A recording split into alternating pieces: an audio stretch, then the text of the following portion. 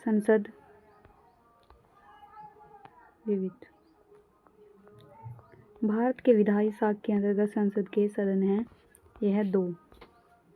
विधायी शाखा के अंतर्गत संसद के 2 सदन हैं। संसद का सर्वोच्च विधायी निकाय है। भारतीय संसद में राष्ट्रपति तथा 2 राज्यसभा एवं लोकसभा होते हैं। राष्ट्रपति के पास दोनों सदनों के में से किसी भी सदन को बुलाने या स्थगित करने। भारत में शासन की विधायी शाखा है, यह कानून बनाने का प्रभारी है। यह संसद। भारत में संसद शासन की विधायी शाखा है, यह कानून बनाने का प्रभारी है। भारतीय संसद में राष्ट्रपति तथा दोनों सदन राज्यसभा और लोकसभा होते हैं। संसद का प्रमुख कार्य व्यवस्था को पारदर्शी एवं शांतिपूर्वक तरीके से चलाने और कानून और नियम बनाना है।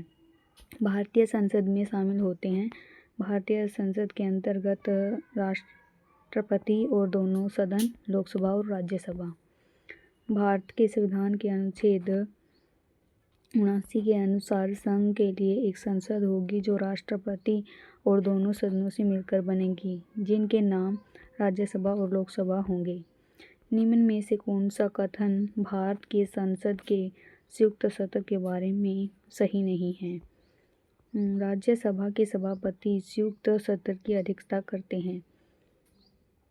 ये जो सभापति हैं वो संयुक्त बैठक की अध्यक्षता नहीं करते हैं, जो कि ये गलत दिया गया है। संसद के जो संयुक्त सत्र की बैठक की अध्यक्षता राज्यसभा के सभापति नहीं करते, बल्कि इस बैठक की अध्यक्षता लोकसभा के अध्यक्ष द्वारा की जाती है। राज्यसभा के सभापति केवल राज्यसभा का ही पीठासन अध्यक्ष होता है। भारत का उपराष्ट्रपति राज्यसभा का प्रधान सभापति होता है।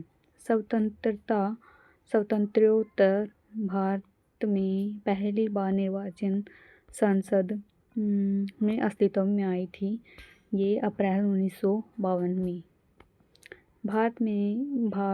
संसद भारत की सर्वोच्च विधायी संस्था है। भारतीय संसद में राष्ट्रपति और 2 सदन राज्यसभा और लोकसभा शामिल हैं। भारत का संविधान 26 जनवरी 1950 को लागू हुआ। नए संविधान के तहत पहला आम चुनाव 1951 और 52 के दौरान हुआ। पहली बार जो निर्वाचित संसद अप्रैल 1952 में अस्तित्व में आई।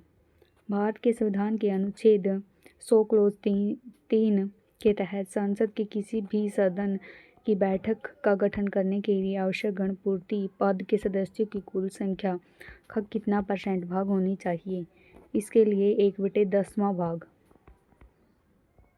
यदि लोकसभा और राज्यसभा दोनों के गणपूर्ति सदस्यों के लिए 1/10 भाग निर्धारित की गई हैं।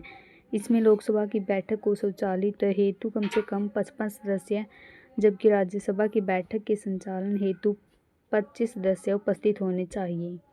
महाधिवक्ता के प्रसाद पर्यंत अपने पद पर बना रह सकता है जब तक राज्यपाल चाहता है। भारतीय सदन के भाग 165 में महाधिवक्ता का उल्लेख है। उच्च न्यायालय के न्यायाधीश बनने की योग्यता वाले व्यक्ति को ही राज्यपाल महाधिवक्ता नियुक्त करता है। यह राज्यपाल प्रसाद पर्यंत पर पद धारण करता है। इसका परिश्रमिक भी राज्यपाल निर्धारित करता है।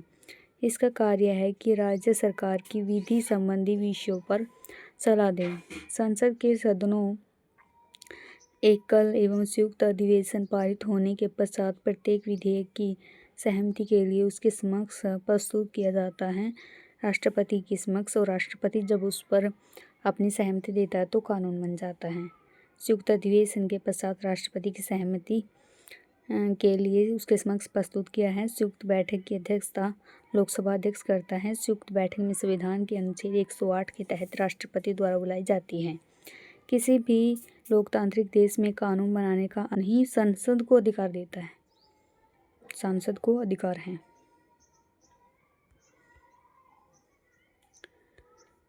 किसी भी लोकतांत्रिक देश में कानून बनाने का अंतिम अधिकार किसके पास होता है? संसद के पास। किसी भी लोकतांत्रिक देश में कानून बनाने का अंतिम अधिकार संसद को होता है क्योंकि लोकतंत्र में जनता द्वारा चुने गए प्रतिनिधि के सदस्य होते हैं। इस प्रकार जनता के लिए जनता का शासन को अर्थात के लिए कानून बनाने का अंतिम शक्ति जो है वो संसद को दी जाती है। भारत के संविधान निम्नलिखित में से प्रावधानों में से कौन सा प्रावधान संसद के साधारण बहुमत द्वारा संशोधित किया जा सकता है?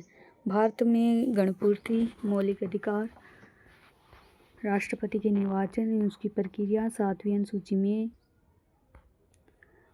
संसद में गणपूर्ति को शामिल कर सकती है सरकार। गणपूर्ति अध्यक्ष सहित कुल सदस्यों का 1/10वां भाग होता है। अध्यक्ष तभी पीठासन होता है जब गणपूर्ति हो जाती है, तो गणपूर्ति को कोरम का प्रावधान संसद के साधारण बहुमत द्वारा संशोधित किया जा सकता है। भारत में लोगों की वाले राज्यों को अधिक प्रतिनिधित्व मिलते हैं। जिनकी आबादी अधिक होती है उनको ज़्यादा प्रतिनिधित्व मिलते हैं। 2001 में हुए 84वें संविधान संशोधन में लोकसभा और विधानसभा की सीटों में वर्ष 2026 तक कोई भी परिवर्तन न करने का प्रावधान है। भारतीय संविधान में अवशिष्ट मामलों पर कानून बनाने का अधिकार किसे सौंपा गया है? ये केंद्र सरकार को।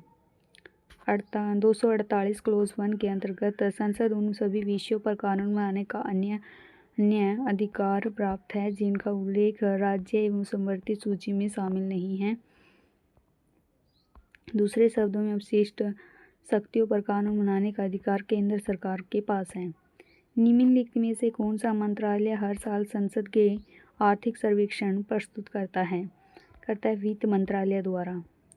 इसका वार्षिक दस्तावेज है जो कि सरकार द्वारा पिछले 1 वर्ष की अर्थव्यवस्था की स्थिति पर प्रस्तुत एक रिपोर्ट है जो अर्थव्यवस्था प्रमुख चुनौतियों और उनके संभावित समाधानों को प्रस्तुत करती हैं।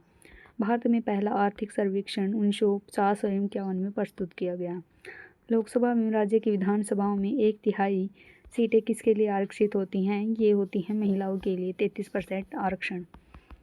108वें संविधान संशोधन बिल 2008 में महिलाओं को आरक्षण बिल अभी भी संसद में लंबित है। यह संविधान संशोधन बिल महिलाओं के लिए लोकसभा में राज्य की विधानसभाओं में 1/3 सीट आरक्षित करने की अनुशंसा करता है। केंद्र सरकार के बजट में वार्षिक वित्तीय विवरण क्या दर्शाते हैं? सरकार की अनुमानित प्राप्तियां और व्यय का ब्यौरा इसके के अंदर लिखा जाता है। वार्षिक वित्तीय विवरण केंद्र सरकार की बजट कहलाता है। इस विवरण में एक वित्तीय वर्ष की अवधि शामिल होती है। भारत में वित्तीय वर्ष प्रत्येक 1 अप्रैल से आरंभ होता है। विवरण में वित्तीय विवरण हेतु भारत सरकार की अनुमानित प्राप्तियां एवं व्यय का ब्यौरा लिखा जाता है। सरकार प्रणाली की विधायिका को 2 अलग-अलग विधानसभाओं, मंडलों एवं संसदों में विभाजित किया जाता है। द्विसदनात्मक विधायिका की स्थापना की गई है। भारत में लोकसभा और राज्यसभा।